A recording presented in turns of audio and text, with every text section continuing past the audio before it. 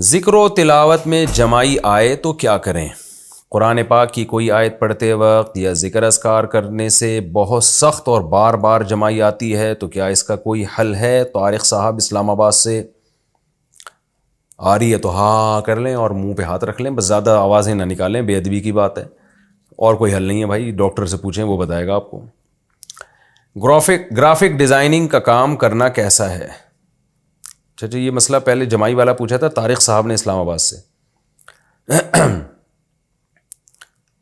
Graphic designing کا کام کرنا کیسا ہے؟ گرافک ڈیزائننگ کرنا کیسا ہے اور اس سے پیسے کمانا کیسا ہے؟ جو آن لائن کام کرتے ہیں کیا وہ سب کرنا درست ہے؟ طارق صاحب اسلام آباد سے. گرافک ڈیزائننگ میں بس کوئی ایسی چیز بنانا جو غیر شرعی ہو وہ جائز نہیں ہے. شرابوں کی بوتلوں کی تصویریں نہ بنائیں، آپ لڑکیوں کی تصویریں نہ بنائیں. باقی جائز چیز کی تصویر ہے تو وہ جائز ہے، ناجائز چیز کی ہے گرافک ہے تو وہ ناجائز ہے. باقی فی نفسی ہی یہ کام جائز ہے، اس سے پیسے کمانا بھی جائز ہے. آن لائن کام کے شرعی احکام، جو آن لائن کام کرتے ہیں کیا وہ درست ہے؟ اس میں حلال و حرام کی کیا تفصیل ہے؟ طارق صاحب اسلام آباد سے.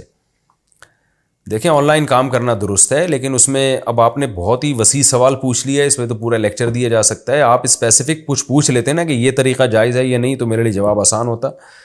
بہرحال آن لائن ٹریڈنگ میں ایک دو تین چیزوں کا خیال کرنا ضروری ہے. بعض لوگ کیا کرتے ہیں، کسی کی کوئی چیز بکوا رہے ہوتے ہیں آن لائن، تو اس میں یہ شو کرتے ہیں ہماری چیز ہے اور ہم سے خرید لو. وہ بندہ خرید لیتا ہے حالانکہ وہ آپ نے ابھی خریدی نہیں ہوتی، آپ کی ملکیت میں ہی نہیں ہوتی. تو یہ عمل ناجائز ہے.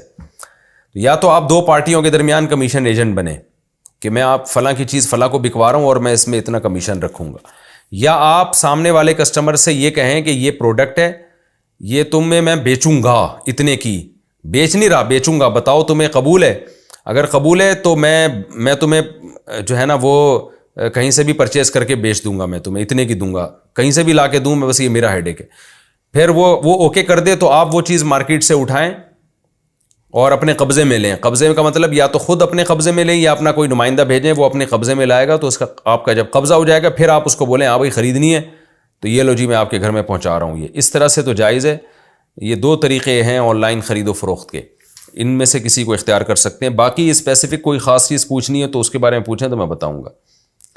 کرپٹو کرنسی سے نفع کمانا، کرپٹو کرنسی لے کر رکھنا اور بعد میں اس پر نفع حاصل کرنا کیسا ہے؟ محمد سرور ثوابی سے. دیکھیں کرپٹو کرنسی بعض چیزیں ایسی ہوتی ہیں علماء اس میں ماہرین سے پوچھ کے ہی رائے دیتے ہیں. کرپٹو کرنسی تو ایک ڈیجیٹل کرنسی ہے نا، یہ نئی چیز ہے، تو ماہرین جو تفصیل بتائیں گے علماء اسی کے مطابق فتویٰ دیں گے. میرے پاس جتنے ماہرین تھے، ڈاکٹر ذیشان صاحب جن کا میں نے انٹرویو انہوں نے میرا لیا تھا یا پتہ نہیں میں نے ان کا انٹرویو لیا تھا یا دونوں نے ایک دوسرے کا انٹرویو لیا تھا، واللہ عالم. ان کی رائے یہ تھی، انہوں نے جو ہمیں ڈیٹیل بتائی تھی اس کے حساب سے جائز لگ رہا تھا ہمیں، تو ہم نے فتویٰ دیا جائز ہے. لیکن ایک اور بڑے عالم ہیں، عالم سے میری مراد کرپٹو کرنسی کے ماہر، جو میرے پاس ان کا نمبر بھی ہے، میں نام بھی لے لیتا ہوں، تھوڑا سا آپ لوگ ویٹ کریں.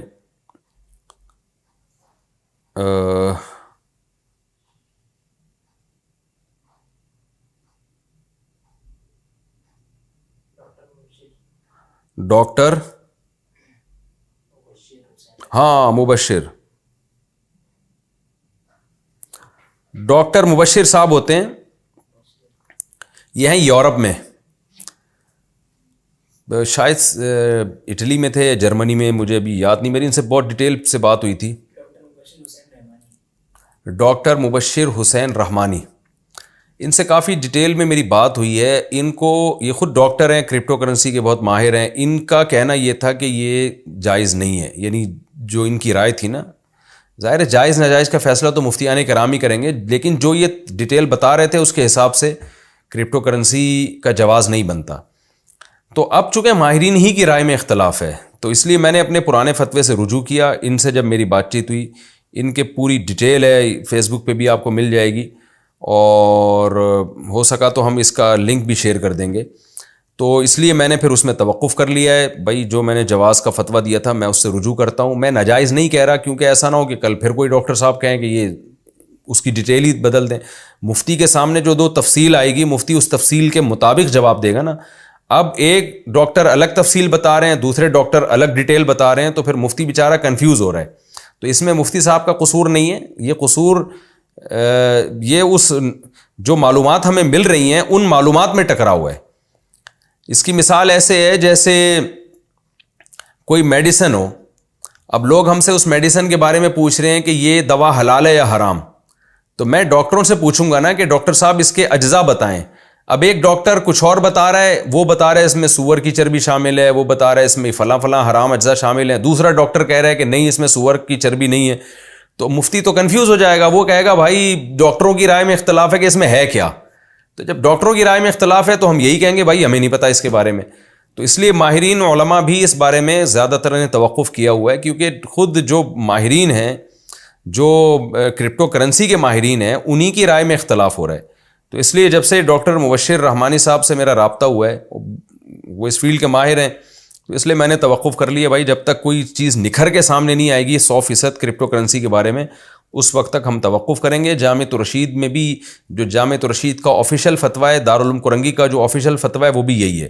اگرچہ جامع الرشید ہی میں بعض مفتیان کرام اپنے طور پہ اس کو جائز کہہ رہے ہیں, لیکن جو جامع الرشید یا دارالعلوم کرنگی کا یا دیگر بڑے اداروں کا جو آفیشیل ایک فتویٰ ہے وہ یہی ہے کہ بھائی اس کے بارے میں معلومات ہمیں جو ہے نا وہ کلیئر نہیں ہے, اس لیے سب نے اس میں توقف کیا ہوا ہے اس میں جب تک. اور دیکھیں الحلال ابین والحرام ابین, حدیث میں آتا ہے حلال بھی واضح حرام بھی واضح, اور کچھ چیزیں مشتبہات میں ہیں. تو بہتر یہی ہے کہ جب تک 100% اس کے جائز ہونے کا یقین نہیں ہوتا, مشتبہات میں تو ہے, بہرحال مشتبہات سے بچنا ہی بہرحال بہتر ہے.